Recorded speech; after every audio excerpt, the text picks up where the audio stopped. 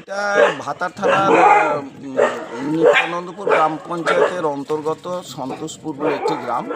এই গ্রামে এই যে রাস্তা রয়েছে, এই রাস্তা আমাদের বাড়ির সামনে, এখানে গাছপালাও রয়েছে। এই গ্রীষ্মের ছায়াতে বেশ কিছু কুকুর এইখানে আশ্রয় নেয়, গ্রীষ্মের সময় ছায়াতে শুয়ে থাকে। তো একটি কুকুর আমরা বুঝতে পারিনি যে কিভাবে চাপা পড়ে গেল, কিন্তু বোঝা গেল যে কুকুরটা একটা গাড়িতে চাপা পড়ে গিয়েছিল এবং সে আর চলতে পারছিল না। সে প্রচণ্ড যন্ত্রণায় ছটফট করছিল, পা ফেলে আর সে চলতে পারছিল না। তো এই কুকুরগুলোকে এখানে বেশিরভাগই খাওয়া দাওয়া বা এই সমস্ত পরিচর্যা করার ব্যাপারে আমাদের পড়শি একজন মহিলা রয়েছেন, আমরা সম্পর্কে প্রতিবেশী সম্পর্কে হেন্না মামি বলেই ডাকি। তো হেন্না মামি কিন্তু এই কুকুরগুলোকে খাওয়া দাওয়ানো করানো, তাদের দেখাশোনা করানোর এইটা নিজের উদ্যোগেই কিন্তু নিজে একবেলা না খেয়েও কিন্তু কুকুরগুলোকে খাওয়ায়। তো এইটা আমি কখনোই কোনো এই রাস্তার ধারে কুকুরকে ওই হেন্না মামিকে মারতে দেখিনি।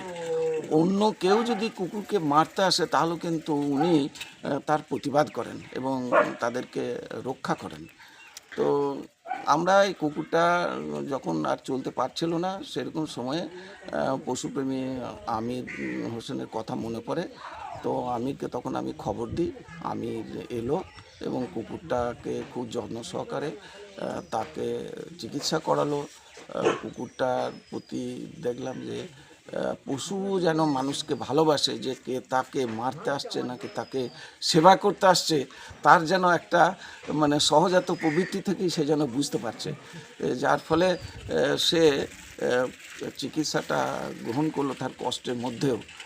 আর এই সাথে আমিরের সাথে সহযোগিতা করেছে আমাদের সাধু ভাই মুরাদপুরের। এই প্রচণ্ড রোদে কুকুরকেও তারা যে ভালোবাসে এটা। তখন মঞ্জুলা ছিলাম, মঞ্জুলা তারাপদ চৌধুরী বিদ্যানিকেতনে, এবং তখন দেখলাম যে কুকুরটা এতখানি মানে জখম হয়ে গেছে, একটা দরজার ভিতরে আটকা পড়ে গিয়েছিল।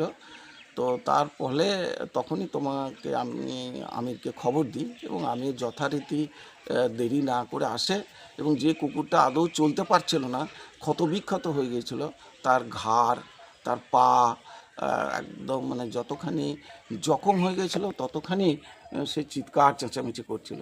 তো আমির এসে তাৎক্ষণিকভাবে তার চিকিৎসা করে এবং 2-3 দিনের মধ্যেই দেখলাম যে কুকুরটা পুরো সুস্থ। তো আমি আমার জীবনে, আমার 73 বছর বয়স হলো, এইরকম কখনোই দেখিনি যে একদম এত জীবনের ঝুঁকি নিয়ে, রিস্ক নিয়ে, যে পথের কুকুরকে সাধারণ মানুষ ঘৃণার চোখে দেখে, সেই কুকুরকে এত ভালোবেসে